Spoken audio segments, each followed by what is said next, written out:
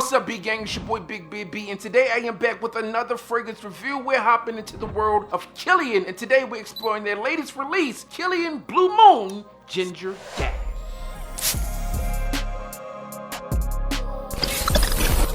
Now, as you guys know, I always keep it 100 with you, and we're going to determine if this fragrance is worth adding into your collection. Is it a fragrance that comes around once in a blue moon, or is it a pass? Now, before I hop into things, let me give you the backstory here. I heard about this release on Instagram. I saw a post and I said, oh! It was at this moment he knew.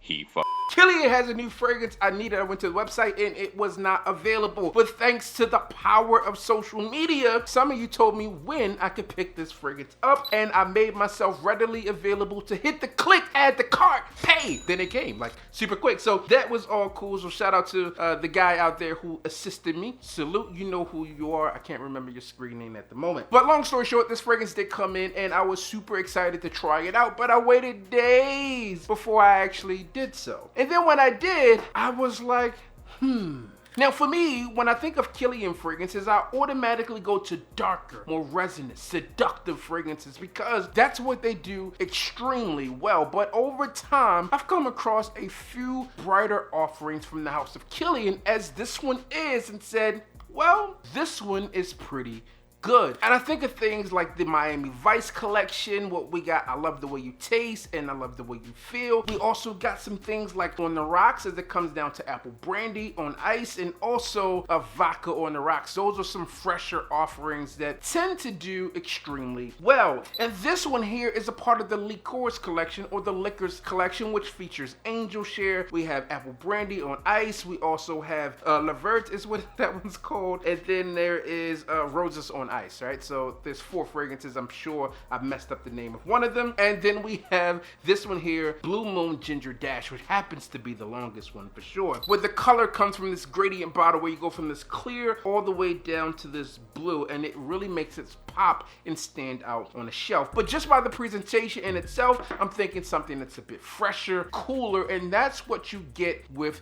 this fragrance. Now, what I did enjoy about this scent that are very different than some of the others is this one here is produced by Sidonie Lancesseur, who has done a ton of super sexy, evocative, thought-provoking fragrances from the line, more so those darker series, and also a fragrance with your boy XO Brandy from the house of Novitus Parfums with my collaboration. And I said, this is one I need to try. And overall, on first spray, I get what you would expect with the Kilian fragrances. Now with Kilian fragrances, you begin to get heritage brought into the overall composition, as well it's made from the Hennessy lineage. On first spray, Blue Moon opens up with lemon, and I expected it to be very similar to Love the Way You Taste, which is a limited edition fragrance that came and went very quickly, so you had to have your nose on it or you had to purchase it really quickly. And the thing is, the reason why I thought so is that Blue Moon Dash, or Blue Moon Ginger Dash, was supposed to be like a cocktail. And when I think of Love the Way You Taste, this fragrance was supposed to be a cocktail as well. And I won't compare them and make this a comparison video, but they are nothing alike, which is a positive. So if you have Love the Way You Taste within your collection and you were wondering if this fragrance was still worth purchasing, I would say so. This one was supposed to be like a mojito. This one's supposed to be like a cocktail. That one's lemon and mint, and this one is lemon and excellence. But no, man, all jokes aside, this one is lemon. You got some Rembrandt within this fragrance. There's obviously ginger, as it states. But this fragrance, on first spray to me and on first wearing, it wasn't a love, it wasn't a hate. It was, this fragrance is okay. And I wore it around the house in that manner, and really told a few people, said, hey, how do you feel about it? I prefaced it with, listen, still early on. This is the way I feel about it right now. It's what you would expect with a fresh offering from the house of Kilian. It's just right, not great, not bad, but a fragrance that you would feel comfortable wearing. Now, over time, and I've gotten a few additional wearings in on the scent, my feelings have grown stronger about this fragrance as one that I think is going to be a good summertime and spring fragrance. However, there are other fragrances within the lineup that I feel kind of, won't do this fresh thing a little better. The Cologne one, the one with the K, the Blue Shield of Protection, I believe it's called, that fragrance does it extremely well. This one does too, so if you were looking for one to add into your collection and you had to go between the two, I would say if you wanted something that aired away from the standard safeness, I would say I would go with this one, and I'll explain why. Although the ginger isn't super prominent within this fragrance, there is a dash of it, as it mentions, and you can get some of that spiciness, some of that feeling within this scent, and it just comes off as vodka done right. But we also experienced that with vodka on the rocks. However, it is not as liquory, is that if that's a word, as you would get as vodka on the rocks. This one is a more subtle, subdued, and tamed fragrance version of that. It's similar what you would get within a cocktail as you would experience. It's not going to be heavy on the vodka. You're going to have a little bit in there to kind of just brighten your spirits a little bit and loosen you up. And that's essentially what I get with a fragrance like this. Do I regret purchasing this fragrance? No, I do not. It's a fragrance that I enjoy having within a collection.